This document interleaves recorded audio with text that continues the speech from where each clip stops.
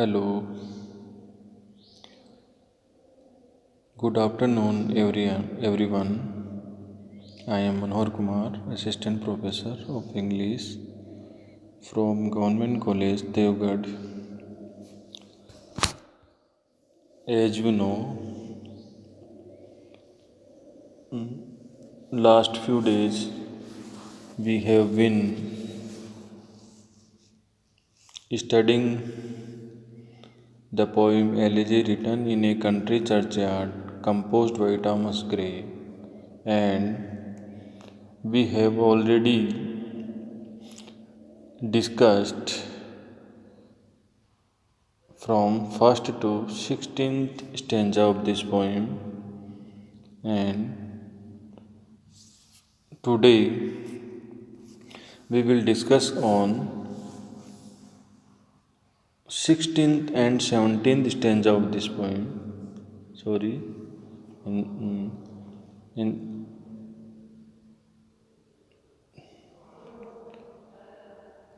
and as you know, this poem is long poem and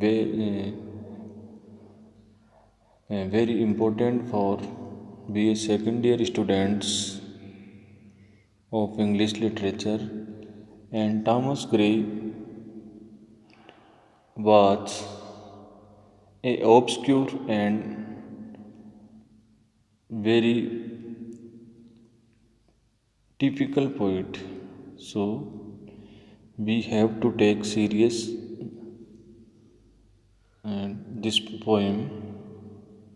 The elegy is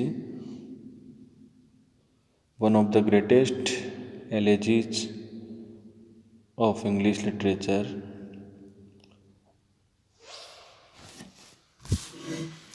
We have already discussed on this matter. Now let us start the poem, 16th stanza of this poem. The approach of listening synads to command.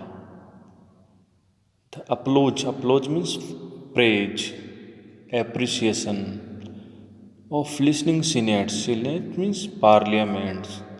The threads of pen and ruin to despise, to scatter plenty over a smiling land, and read their history in a nation's eyes.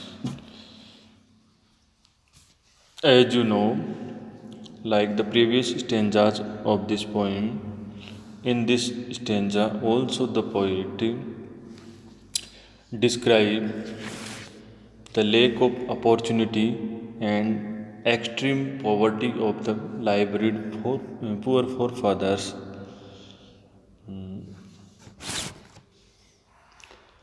They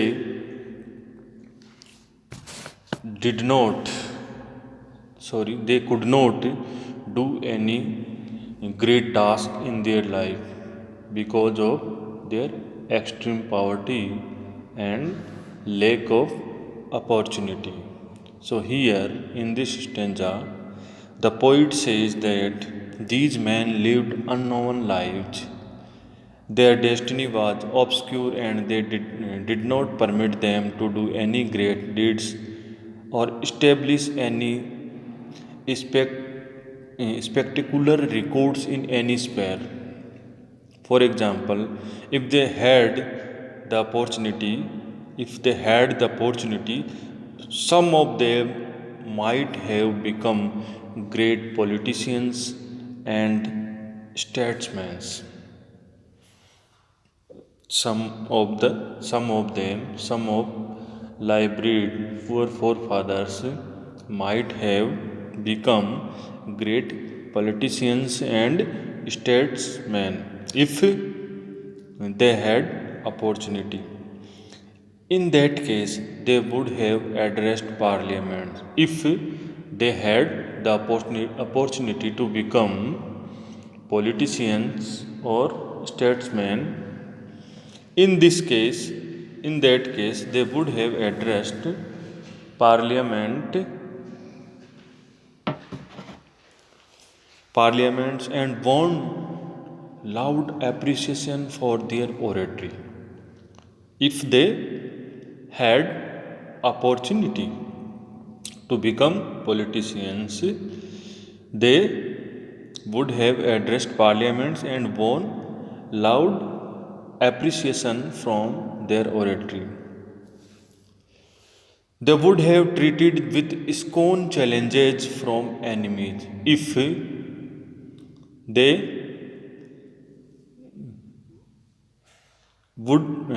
they might have become great politicians or statesmen.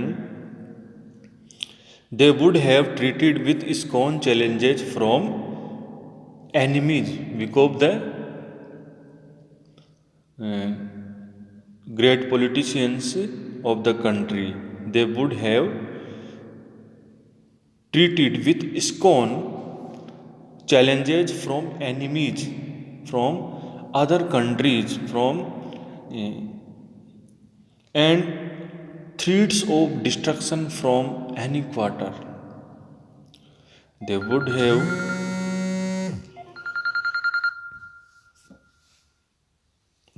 have worked for the peace, happiness, and prosperity of their country, and their efforts in this direction would have been reflected in the look of contentment and joy in the eyes of the nation. They lived and died unknown, but they lived and died unknown. Their talent and abilities remained dormant and undeveloped. So, the poet says, if these poor peoples, if liveried forefathers had the opportunity, they might have become great politicians and great statesmen, and they might have treated from the enemies, they might have treated with scorn challenges from enemies and threats of destruction from enemies, and they would have worked for the peace and happiness and prosperity of the country. So, but they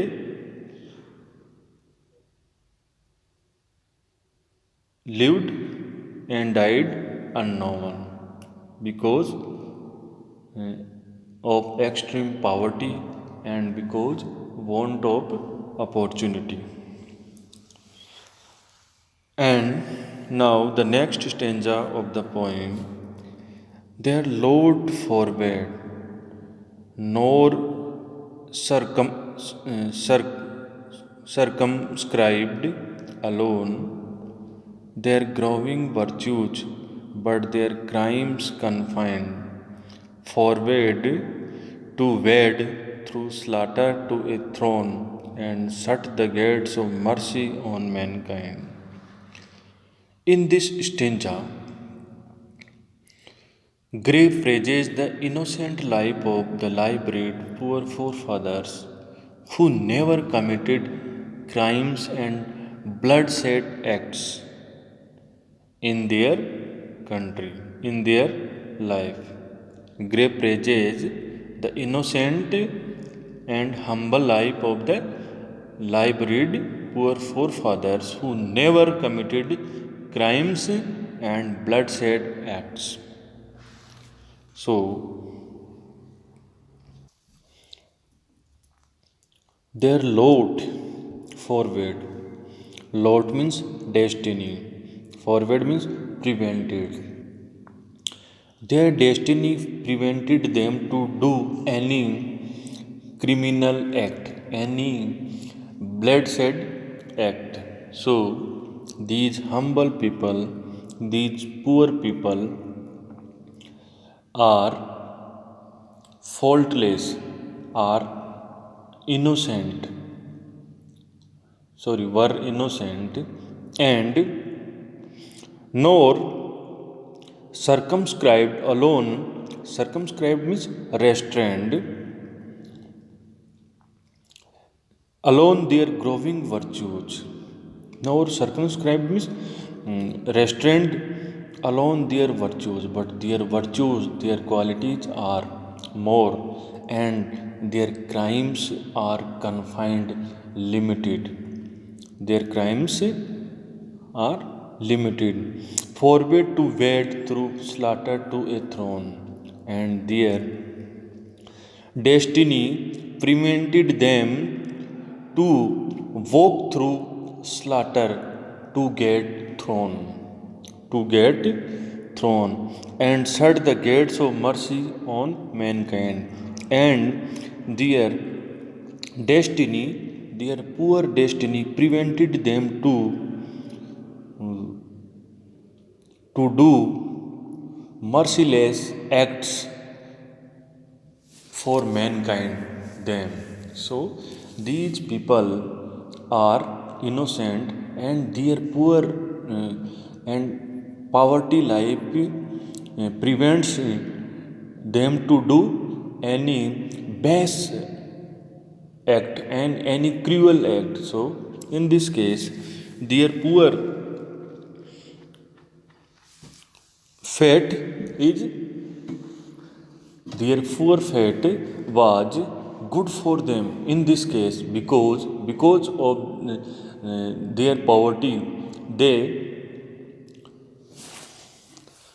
uh, they did not committed any crime. So here the poet says the obscure destiny of these humble people limited not only the growth of their virtues, but also the nature and extent of their crimes. Not only did they lack opportunities for the exercise and development of their natural abilities and gifts,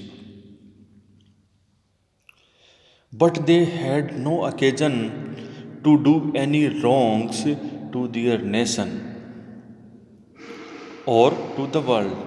Thus, their humble destiny had its good side also. It prevented them from committing violence or fighting war or inflicting cruelties on mankind in order to establish empire.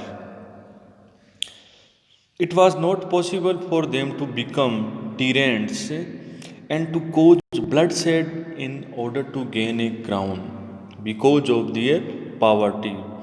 Thus, the sphere of their life was too narrow either to allow any great and noble deeds or to permit any crimes and cruelties. So, their poverty prevents them to do any great work as well as to do any cruel work for mankind. So there are uh, many drawbacks as well as merits of poor their poor life. So the poet here praises the innocent life of the lived poor forefathers who never committed crimes and bloodshed acts in their life. So it was your 17th stanza of this poem, and in our next lesson we will discuss on 18th and 19th stanza of this poem. Thank you for today.